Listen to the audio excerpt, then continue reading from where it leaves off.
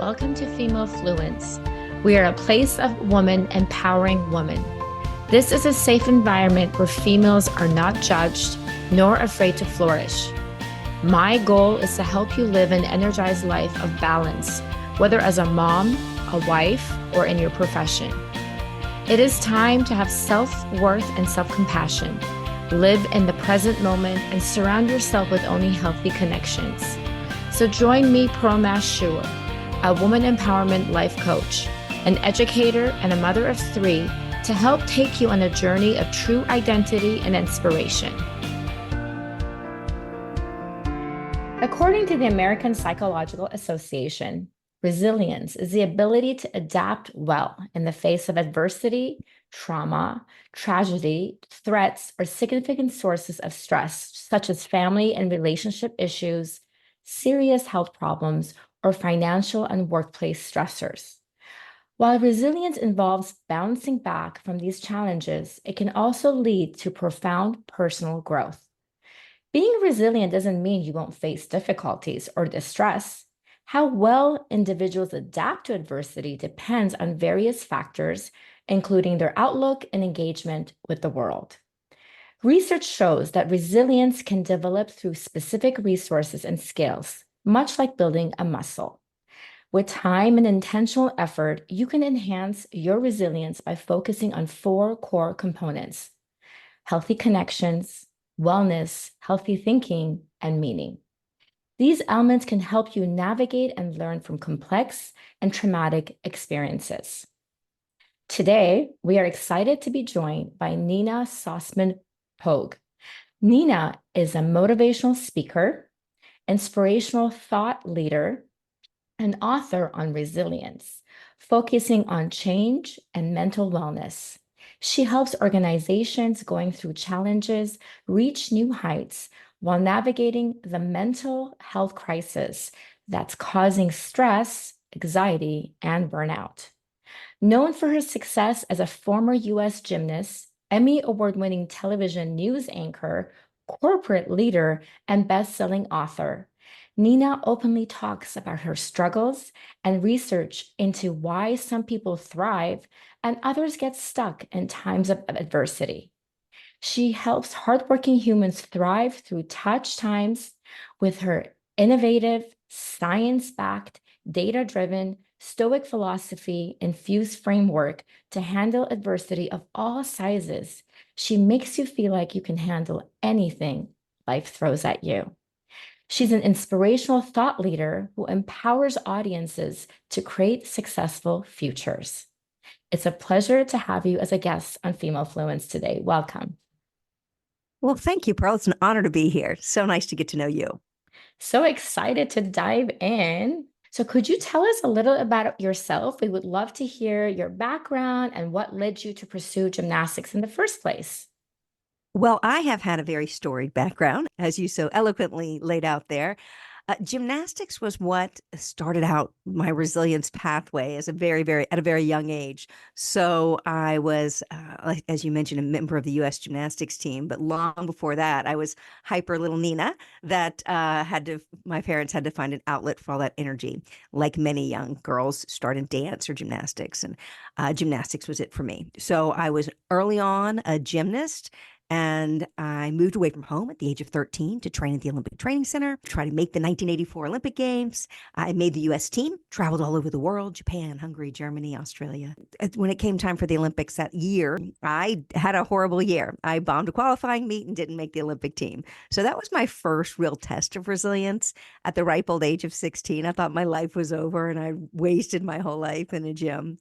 And then I went to college and found a great program at LSU, one of the top gymnastics programs in the country.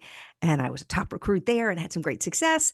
But then I blew out my knee. And then I lost my sport. And another test of what I didn't know at the time was resilience. But how do you move forward? Very much like a young gymnast or many young athletes, you fall down, you get back up, you keep going, you become coachable.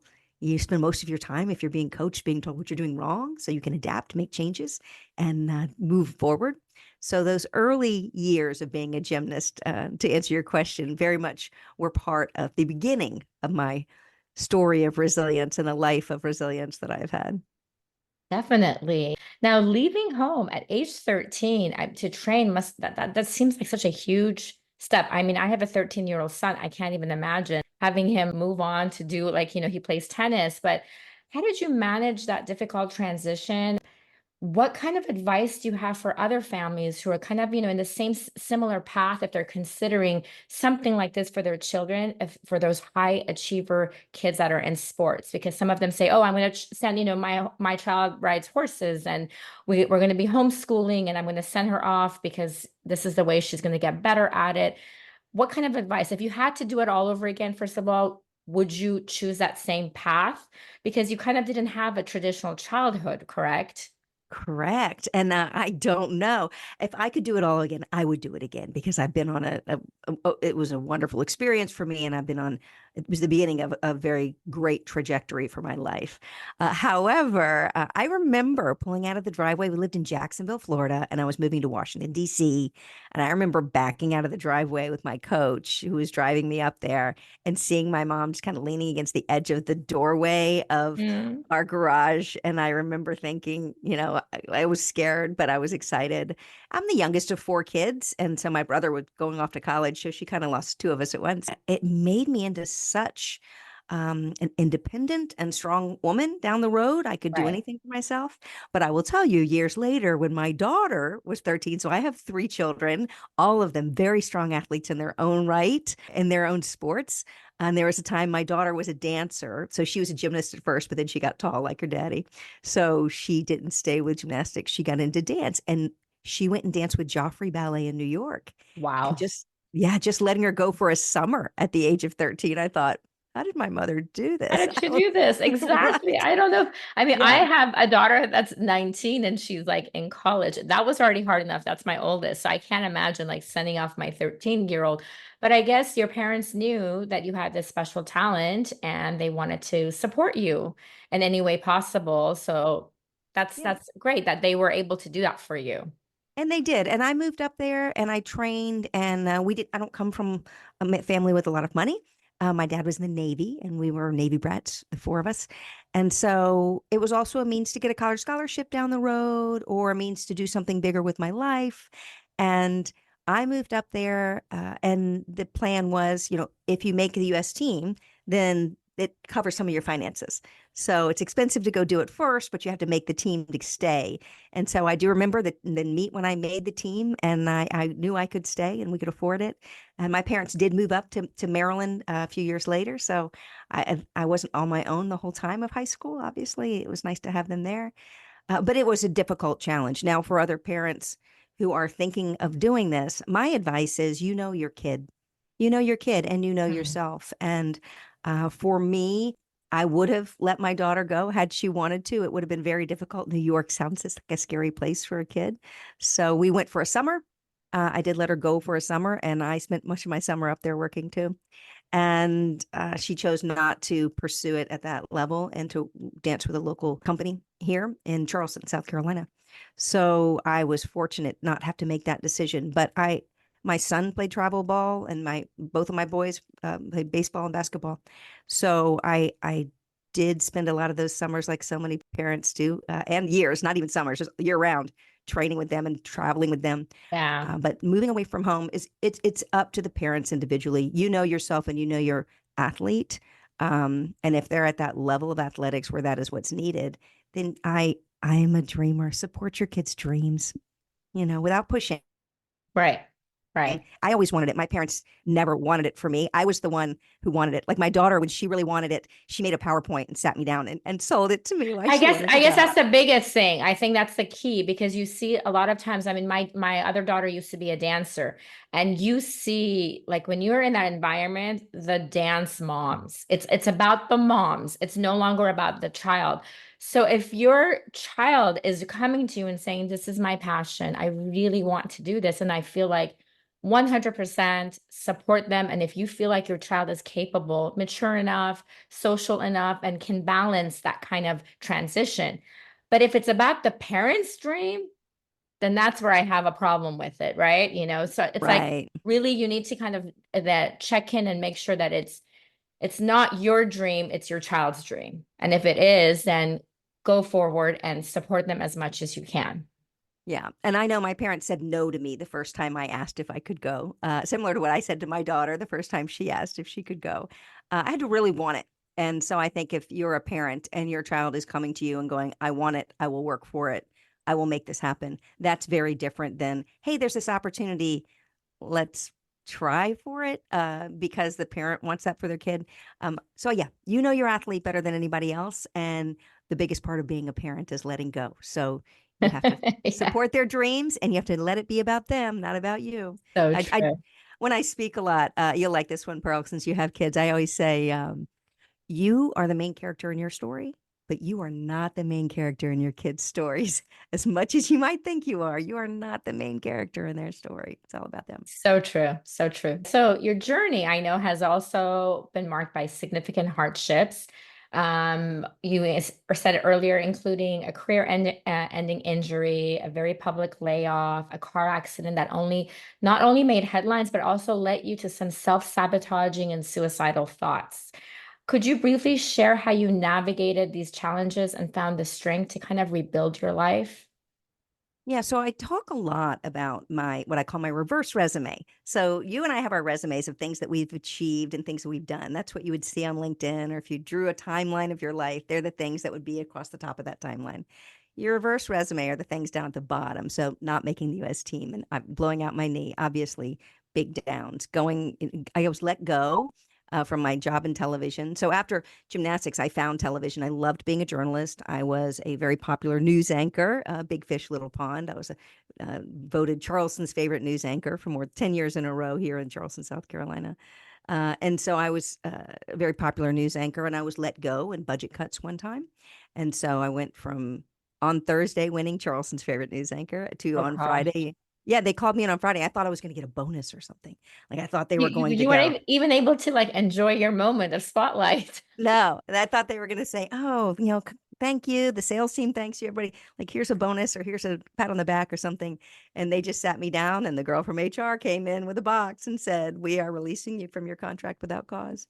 It was part of a nationwide layoff, so it was really a downtime for me Of trying to course. figure out who I was. In that instance, once again, I picked up and adapted and went in a new direction. Went to another TV station, and that's when I won an Emmy for Best Newscaster in the Southeast. I will tell you, there's nothing like being motivated by someone letting you go to make you do better. So I had some Yeah. big success there.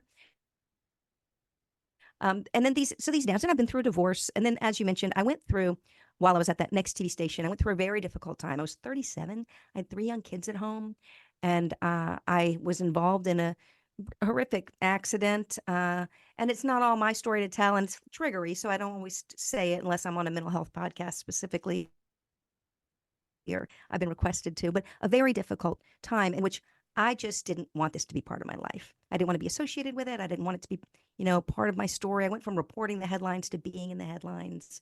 And it was just this time where I didn't see a way forward where I thought I could ever be happy again. I didn't think that anyone would ever see me as the person who was involved in this accident. And I really went into a dark place. And I had, thank goodness for me, a good therapist and good people around me. But I did. The day I had to go back on the air, I remember standing in front of the mirror with my husband's razor in my hand, thinking, if I just slice up my face, I won't be pretty, and they won't want me to go back on TV, or I could just be done with this. Like I had all sorts of very scary thoughts. And luckily for me, I put down the razor. I called my therapist and said, here's what I'm thinking. And he said, Nina, we have a plan. Stick to the plan. And that Mhm. was my first real hard and tough relationship with therapy. I mean, I as an athlete, you kind of have some, mental cues and things you learned along the way, but no real therapy. But that was when I became very pro therapy. And I did fine. He said, stick to the plan. 6 months from now, it's not going to feel like this. It's not going to look like this. And he was absolutely right. And it didn't. And I moved forward. So the answer, very long answer to your question is in all of these instances, I was able to, and this is where my framework comes from, I was able to put things in perspective, see all the blank space ahead in my timeline of my life. And then I was also able to pull in the right people um, and have To that go back to support. connections, right? Healthy connections. You were lucky you had that. Back, yep, Yeah. back to the Right, right. So it was some perspective. I was a little bit of an old soul even at a young age, but later in life, I could see one of my favorite stories to tell when I was, in my 50s. By the time I was 50 and my kids left for college, like you had one leave. When I turned 50 and my kids left for college years ago, I had gymnastics had seemed like such a big part of my life. It had been when I hurt my knee, blew out my knee in college. It was 75% of everything in my life was gymnastics, 78% actually of everything I knew in life had been gymnastics. And then when I turned 50, if I look at that same chunk of time, then it was like 28% of my life. And if I lived to be 100, which I need to drink less wine and take better care of myself, but if I I'm get right there there, with you. yeah. But if I get to be 100, then it'll be about 15% of my life. So to be able to look at life in perspective and kind of look at our lives and go, we all go through tough times. You're in a tough chapter. It's not your whole big, messy, marvelous life. It's not your whole life. It just feels like it when you're in it. So my saying that I repeatedly say is it's okay to not be okay. It's just not okay to stay that way. And get yourself out of that tough chapter. Perspective. Yeah, the tough chapter. I love that advice. And we're going to touch in a little bit on your great lifeline that I'm going to follow as well. Now, why do you think some people get stuck with hardships? Like, there's some people that I mean, I've know people like this where they just dwell on the negative, on the what ifs, on the should haves, on the could haves, on why me? Why does everything horrible happen to me?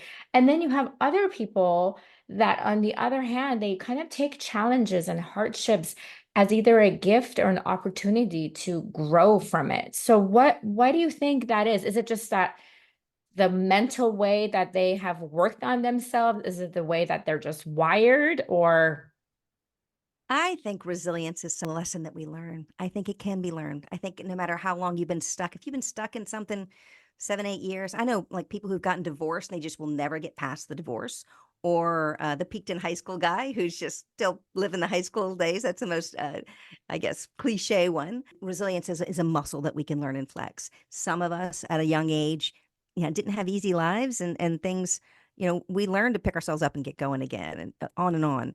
But maybe later, and if you had a very, pretty comfortable or easy life, and then something hits you, it's harder to pick yourself right? up because you haven't picked So yourself up true. from a lot of little things. So the big one seems too big. If you picked yourself up from a lot of little things, when the big one comes along, you're like, oh, I've done hard things before. I can do this hard thing.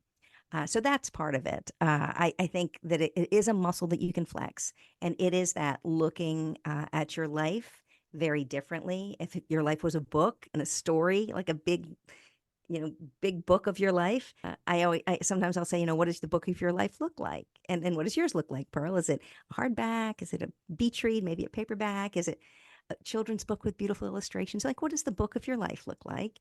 And if it was sitting on a table in front of you and you would pick a color for it and a font for your name because it's on there, like, what does that look like? If you open it to today, like some people are further in the beginning of the book, some people are further along, further towards the back of the book. I like to think I'm right in the middle in my 50s here. I'm in the middle of my book somewhere. There's this magical thing of all the pages ahead are blank, and you will decide what to put there. The people who get stuck sometimes can't see that perspective that they're just in a chapter, that it's not their whole story, and it's up to them. Like they will let that be who they are going forward, and that's a choice they're making. And sometimes you have to say, "Oh, I have all these chapters ahead. Who do I want to be in the chapters ahead?" You never get to be who you were before. Sometimes people have a hard time grasping that. Like once you see something, you can't unsee it. You don't get to be who you were before, but you get to choose who you're going to be going forward for all those blank pages ahead in your book and all those chapters ahead. So the people who get stuck maybe haven't been through tough times before and having a Mhm. hard time believing in themselves that they can get through it. Or two, they have a very difficult time envisioning.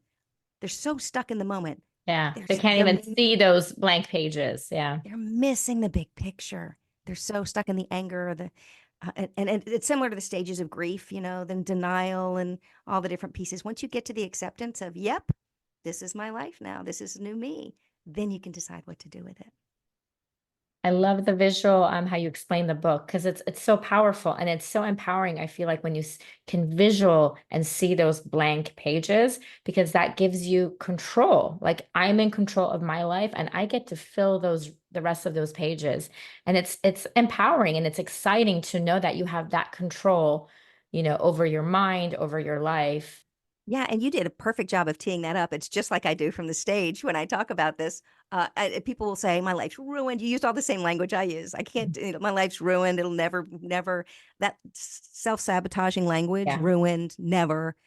Like that is the language that we, self-sabotage. That's what we do to ourselves. We overgeneralize. This always happens to me, or we catastrophize. That ruined, never kind of.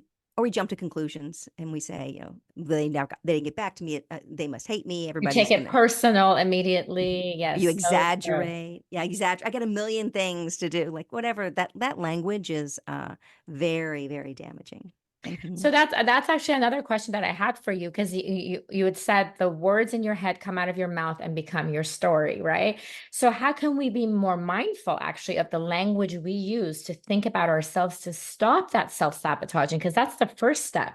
Because if we can clear that negative voice, then we can actually see clearer and see what's happening and have a better perspective. So how can we stop that? Absolutely.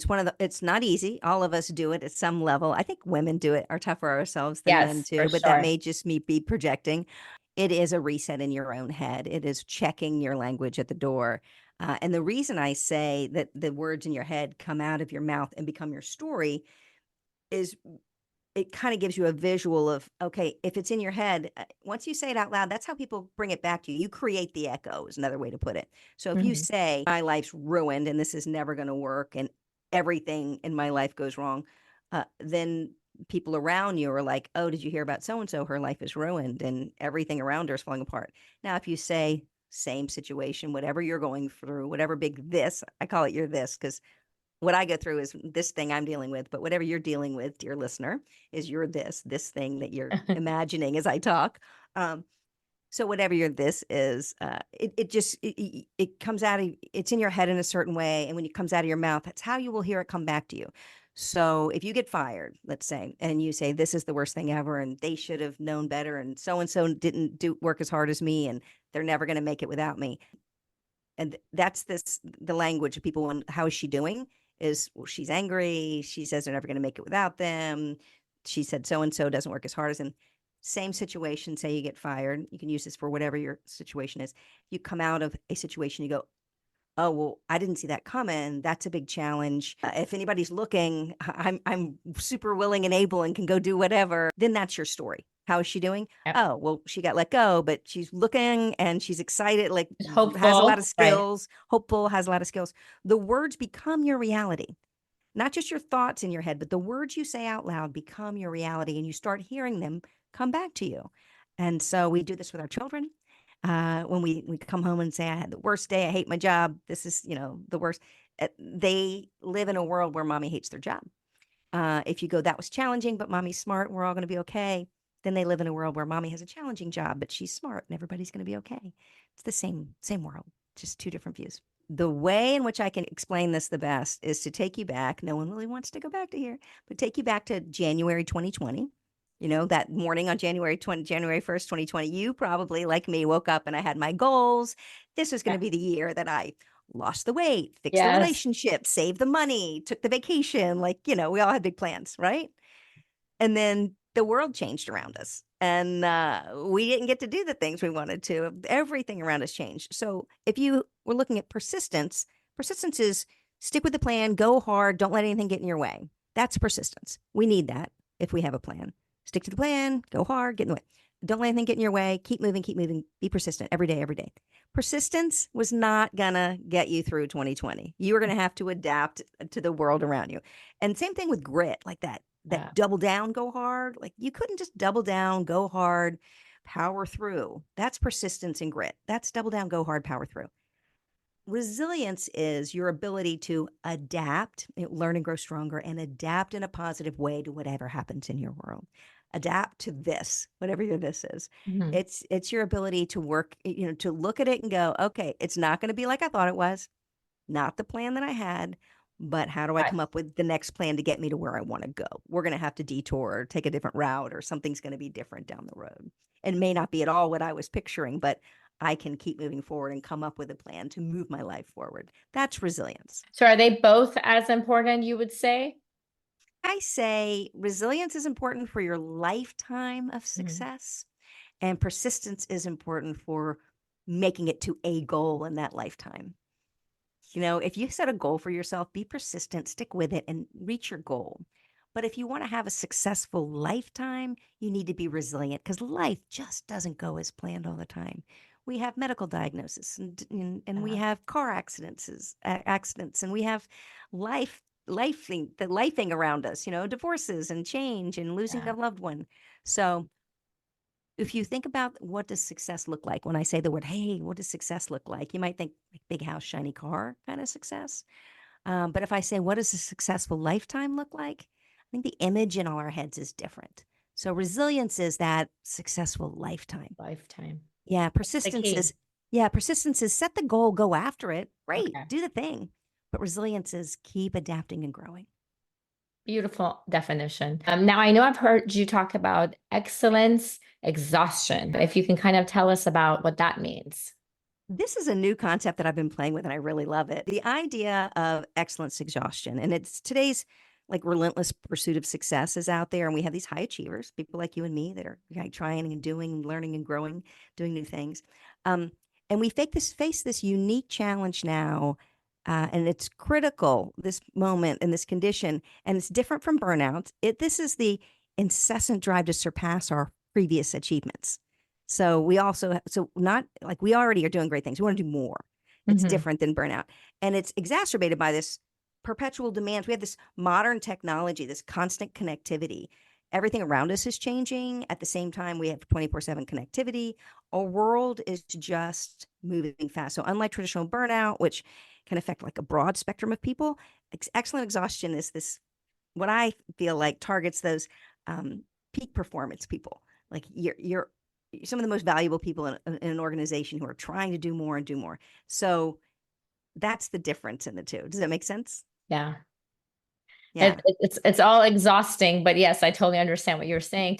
And I feel like maybe like it's more geared to even the perfectionist people too, right? Because they want to Yeah. just achieve more, and they're doing great. And if they just take a moment and say, I'm doing amazing, I need to appreciate what's happening around me, but it's like they're still not satisfied and they're still not happy. Well, I talk about this success cycle. So the success cycle that kind of got me to this excellent exhaustion piece. And one of the things is, if you are, say, if you work in tech and you have a release schedule, no matter how great your release is or how great you just did something, then they hand you the next thing to work on. Or if you are in sales and you have a number you have to hit for the year, you hit your number and you're excited, but then you get a new number for the next year. So And it's this probably the number constant, will be higher if you did really good. So now they expect always. more of you, right? So it's just like that cycle just continues. Yes, if you have a KPI you have to hit or a target you have to hit, you hit it and then you up the ante on yourself. Yeah. So we do this in our workplaces, but we also do them individually when we set goals, or we do a vision board, or we put something out there that we want. We go in a circle. We say, okay, I want this thing, set the goal, and then you learn about it, figure out what you can do, what you need to do for it, and then you start the doing, and you figure out what works and what doesn't, and then you get to work and work really hard, and then you really want it, so you're persistent, and then at the end, when it gets tough, you have grit and you're getting through it. And then you hit the top and you succeed because you did all the pieces and you succeed. And then what do you do once you succeed? What's next? Like You set a new goal. You you set a start new again. goal and you go around the whole circle Yep. again of Yep. learning and doing and So it just grit and keeps persistence. going. Yeah. Yeah. So that's that excellent exhaustion. It's getting used to the idea that if you are a high achiever, you're wired like this, and it's perfectly fine to be wired like this. Quit waiting for life to get easy because you're making your own stress. You want more, want to do more. You're not okay with the status quo. You're not fine with the rest of your life being just like it is right Right. now. No, Right. not any smarter, not any stronger, not any more financially sound. Like you want more. Right, right. As long as you, I mean, if you know it and you accept it, then that's the way it is.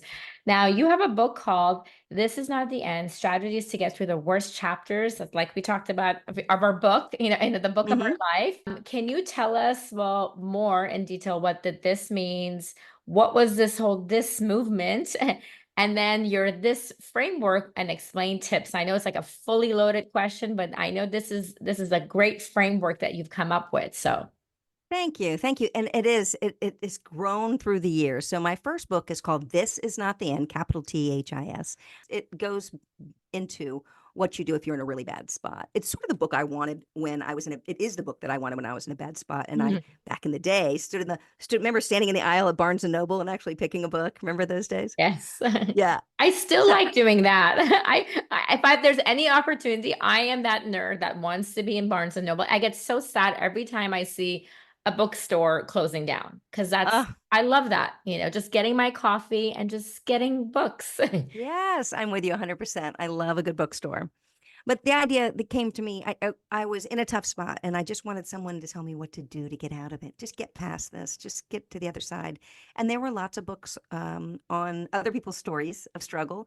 And there were lots of books on like big giant PTSD handbooks and things.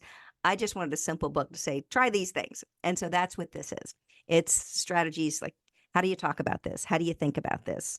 How can I interact with people? How do I make my life move forward? It's all of those things. So that's the this piece. And it is truly written for you, the reader, whatever this is that you're going through. That's why I use the word this, because yours is different from mine. It's whatever you Right. need it to be. And I just take you through some concepts and strategies and ideas to get there.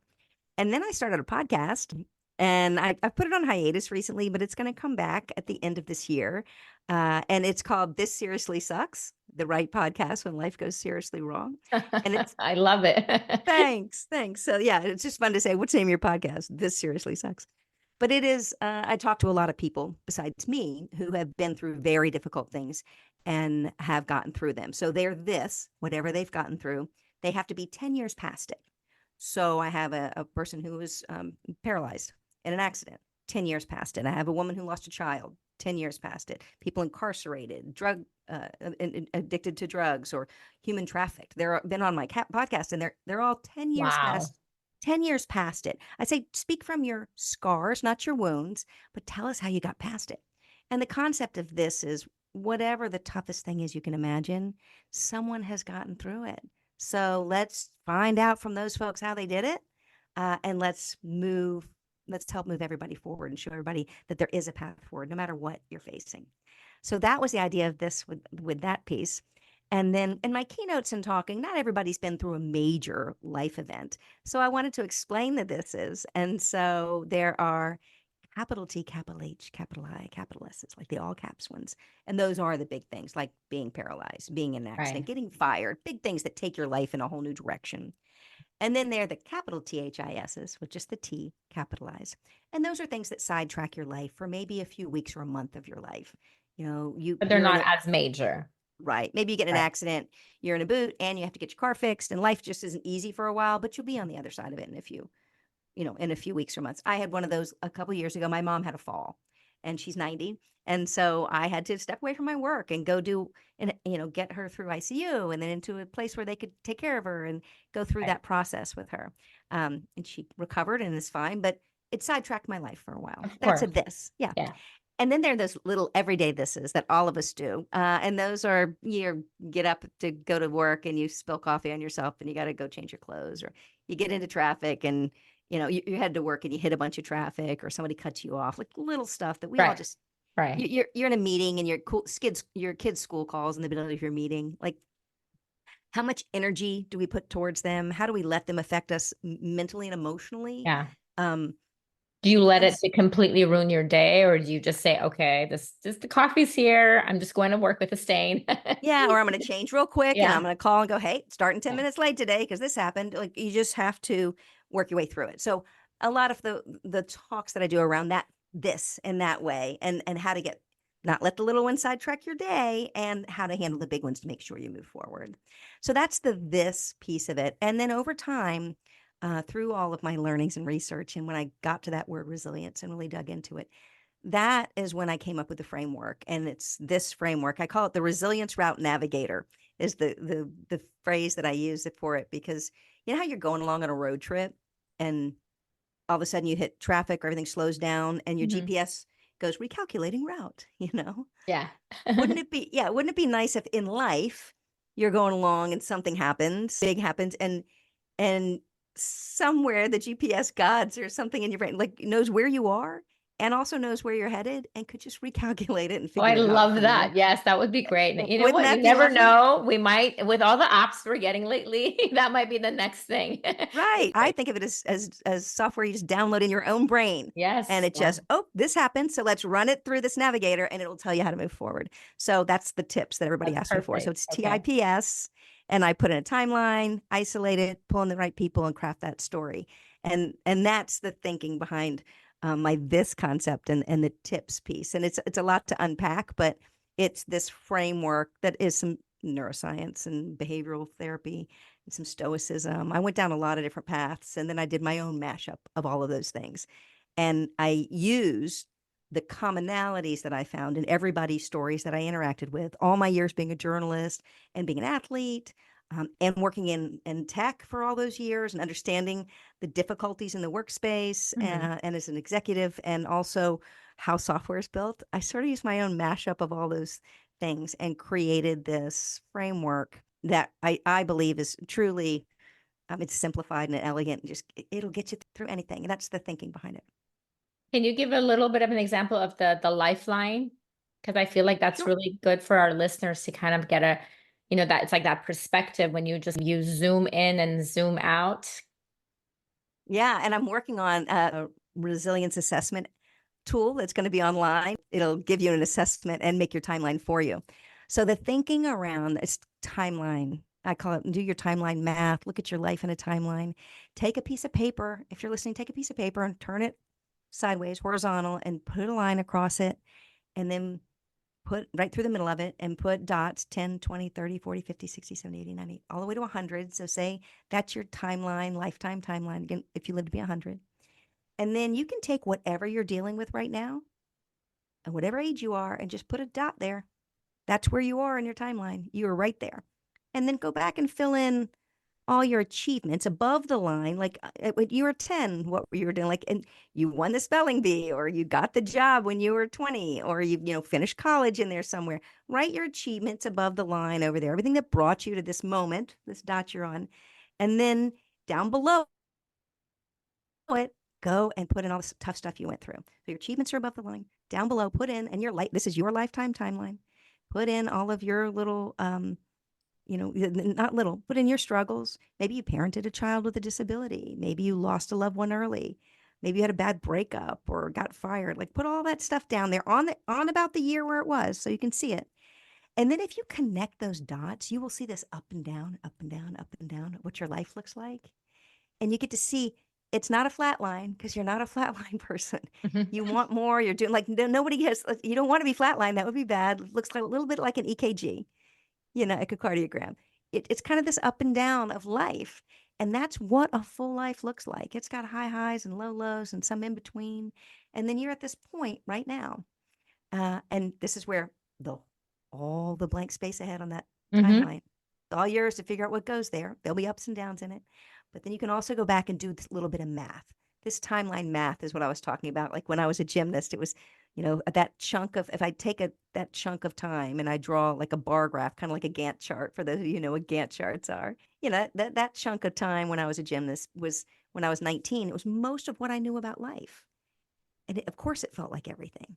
Now, when I look at that same chunk of time when I'm 50, it looks like a much smaller chunk of time. It wasn't everything that I knew. There's much more that's gone into my lifetime timeline since then. So it just gives you this different perspective of how much, and those years parenting kids, those 20 something years with 3 kids in my house all the time. And I know Mhm. you never stop parenting them, but those tough years when they're in your home is a little Yes. different. I can see that chunk of time. And for people whose kids move out and then they're left empty nesters, you got a lot of blank space ahead. What are you going to be on the other side of that? You get to choose what kind of person you want to be on the other side of that parenting world. It doesn't have to be worse. It can be better. Even when you go through a tough time, You don't have to be worse on the other side of a tough time. You could choose to do something great on the other side of a tough time.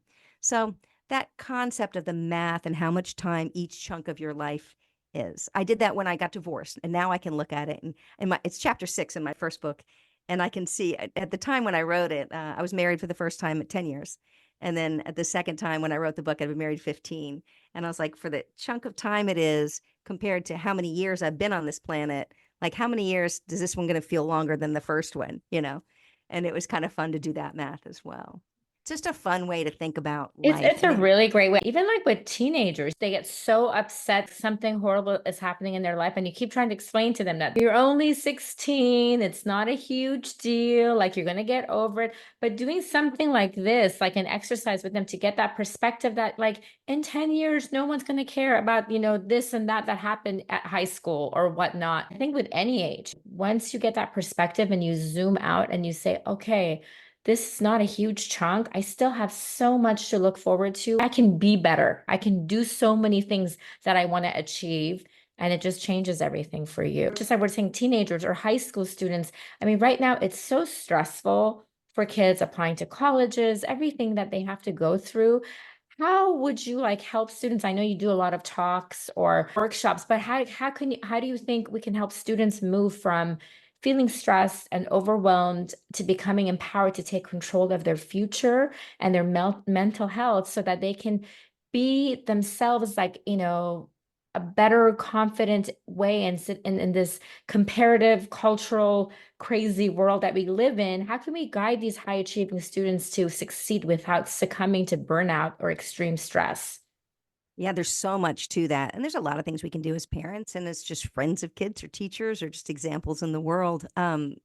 I think, and I do a couple of different talks for young people in colleges. I do some of that chapter 6 thinking that, putting in a perspective, that's part of it.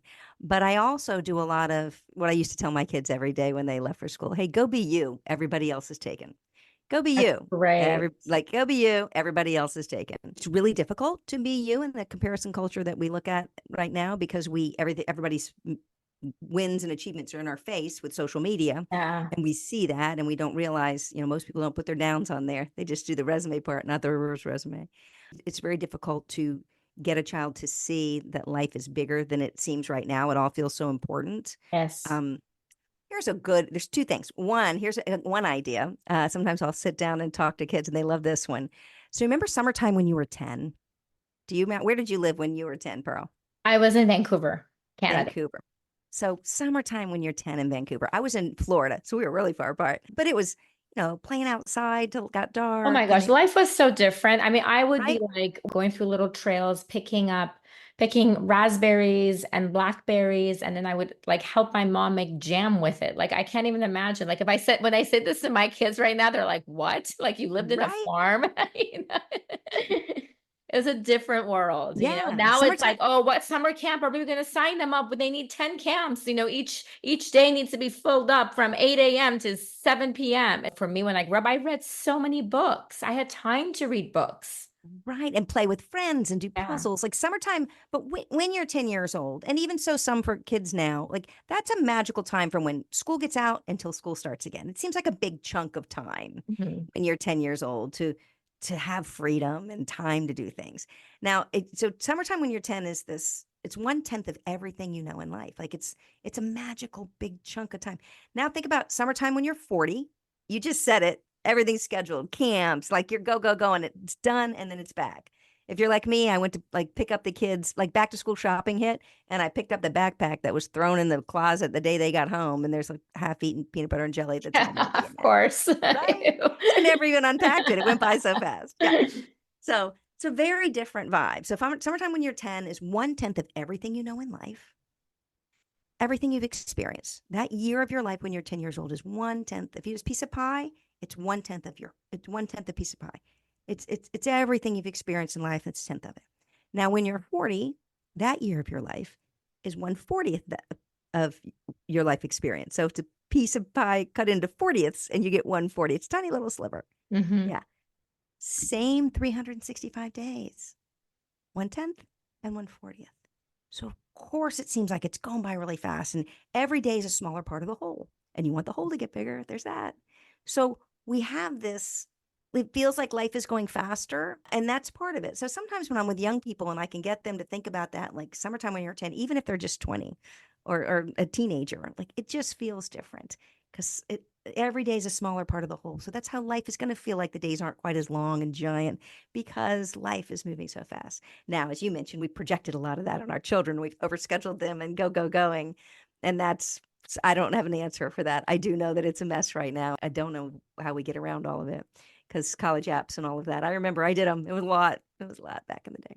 And it Yeah. wasn't that long ago for me.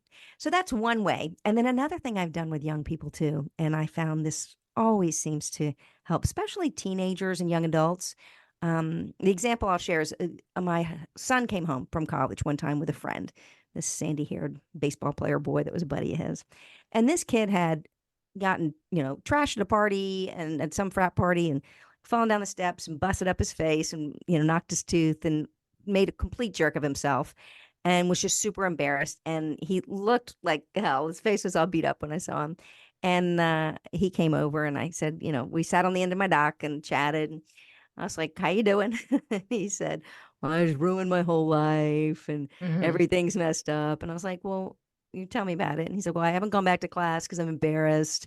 And so I'm failing and my teachers are all going to fail me. And I haven't told my parents because they're going to kill me and my whole life is ruined. And I looked at this kid and I was like, I didn't want to say, like you said, it's not your whole life. You're fine. You can't really tell that to a kid when they're in the middle Yeah, of it. they won't get it right then. No, they don't. So I just looked at him. I was like, hey. Didn't you once tell me you wanted to get a dog? And this kid looked at me like I was crazy. Miss Nina, are you sure that's what we're talking about? And I said, didn't you tell me you wanted to get a dog once? And he said, yeah. And I said, well, what kind of dog would you get when you grow up? As in, when you're an adult, what kind of dog are you going to get? And he said, I think I'm going to get a lab. And I said, well, what would you name it? He said, I don't know, like a people name, like Eric.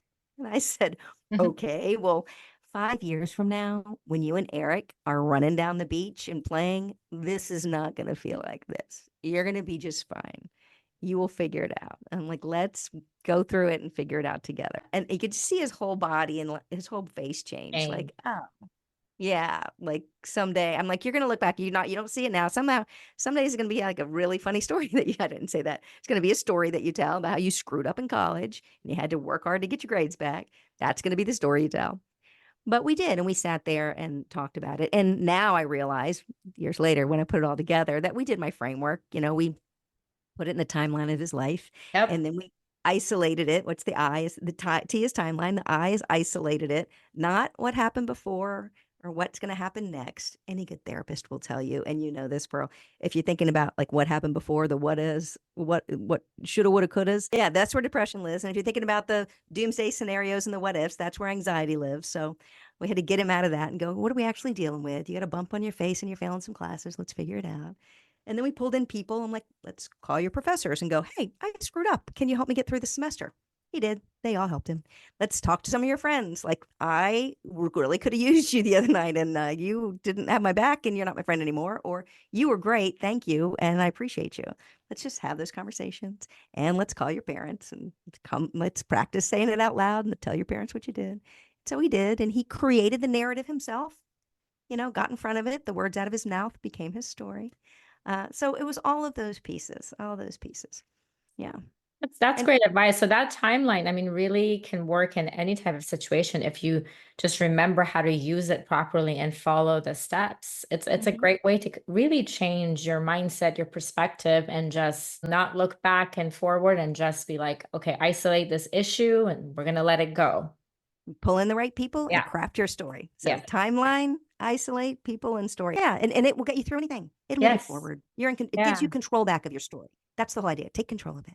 That's the whole idea. Now on the other another note, I know you also wrote a book. But I want both, the Working Mom Guide to Creating a Life She Loves. This is interesting because I mean that's always been it's relatable to me, like finding that right balance, right? Being a mom, but wanting a career. Do you think Mhm. it's possible to be a key player at work, stay on fast track to succeed, but also be involved at home and be the parent that you want to be? I mean, I feel like usually something has to give. Sometimes it can be your own health because you're burnt out and you're stressed because you're trying to do two things and succeed at them well, and then you feel guilty and it just a cycle. Or in the middle of all this, you neglect your husband and then the marriage is falling apart. I don't know. I need to take you with me on the road because you set me up for all of these. Exactly what I talk about. I use that same language. And that is a problem that we have because as women, that's why it's called creating a life you love, like a mom's guide to creating a life you love. Was as women, right at the point where our careers usually take off at that age is also the point where we decide to have a family. So Yes. we're Yep. at this crossroads. Like I finally got the promotion and the big job, but now it's also when my clock's ticking, I need to have a baby. So like, or I plan to have a baby at this time, or you just get pregnant, whatever. So it's this definitely this crossroads. My first book is very good and I'm very proud of it. And the concept is you can do both.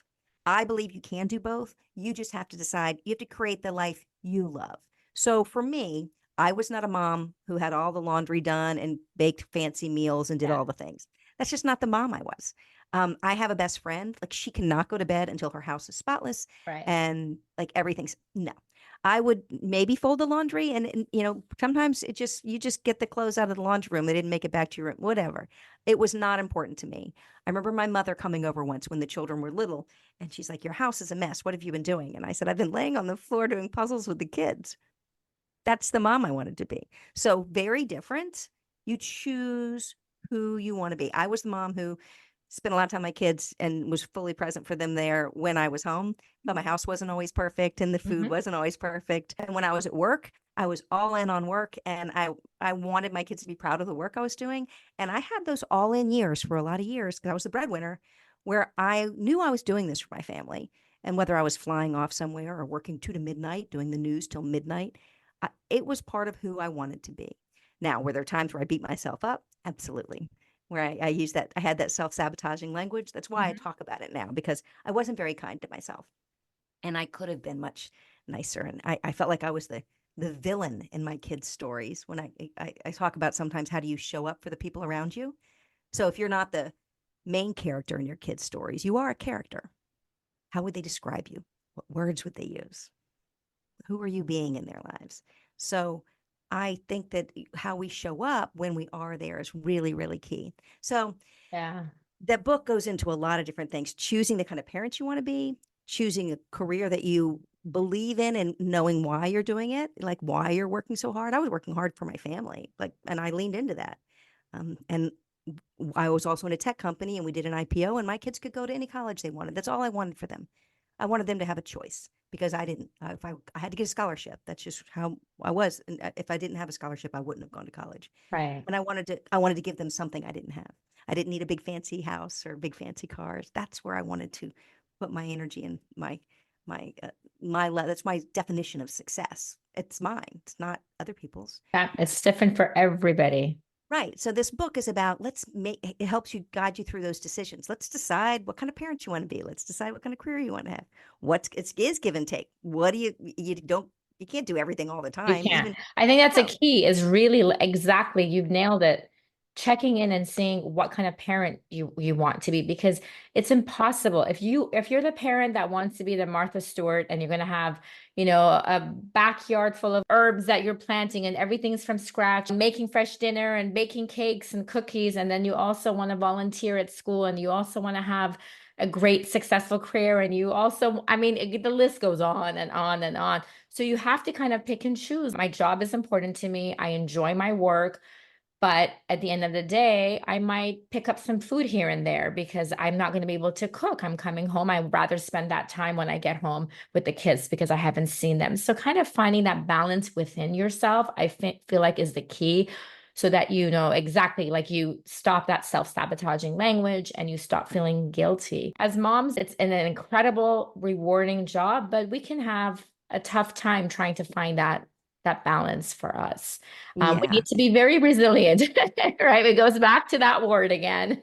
It does. And you said the Martha Stewart thing. I was thinking, yeah, if you're going to grow herbs and things, have your beautiful garden, then your kids are going to put a slip and slide and go right through it. You got to Yeah. decide if you're going to be mad, like, right? Like, you got to just Yeah, decide, what are you growing grass? Or are you growing kids? Which one are you exactly. doing? Yeah. It's so true. It's so true. Yeah, and it just comes down to choices, but it Yeah. really helps. And where the book comes into play is getting ahead of those choices and making them consciously, and just saying them out loud, and make like words in your head come out of your mouth and become your story. This is who I am. Yeah. Like, you can judge me all day long. I was happy. I would pull up in the carpool line and in a suit headed to work, and my kids would jump out, and like the person in the carpool line in front of me lived in the suburbs, be a mom who had on a cute tennis outfit and was headed out to go have coffee or tennis or whatever.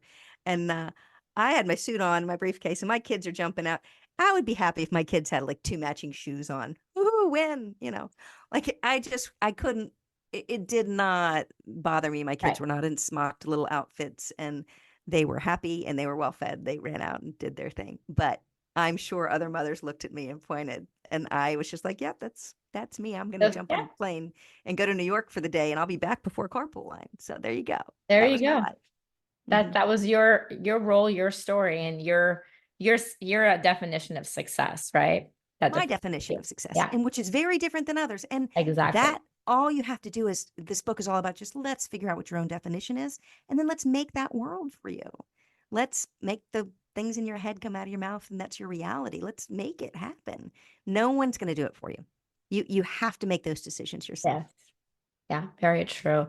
Well, Nina, I mean, I have had such an incredible time with you just talking. I feel like we can talk on and on and on forever. But this conversation of being resilient has been incredible. As quoted by Martin Luther King Jr., I love quotes. If you can't fly, then run. If you can't run, then walk. If you can't walk, then crawl. But whatever you do, you have to keep moving forward. Nina, an expert in resilience, has used her own story to illustrate how the highs and lows in our lives contribute to a lifetime of learning and strength.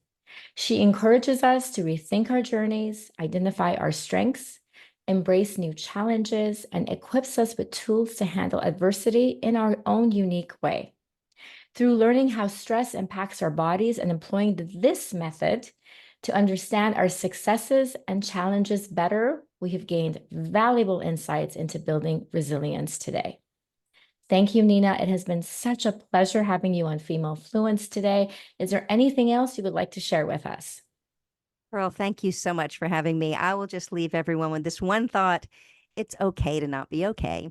It's just not okay to stay that way. And I wish all of your listeners and you all the best in all your chapters ahead. And thank you again for having me. This has been really fun. I feel like we could go and like have coffee and chat. You're lovely. We totally could. Thank you so much. Same for me. And I love that last note to leave us with. It's very powering and insightful. So thank you. All the links will be available in my show notes. Thank you, everyone.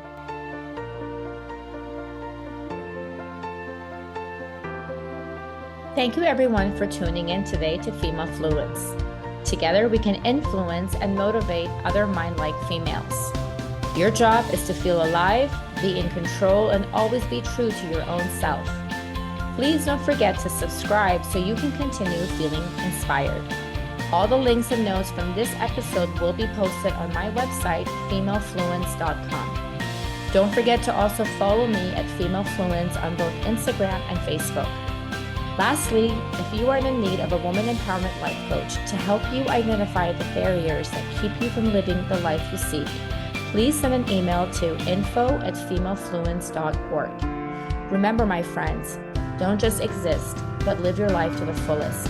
I'm your host, Pearl Mashur. Until we talk next time.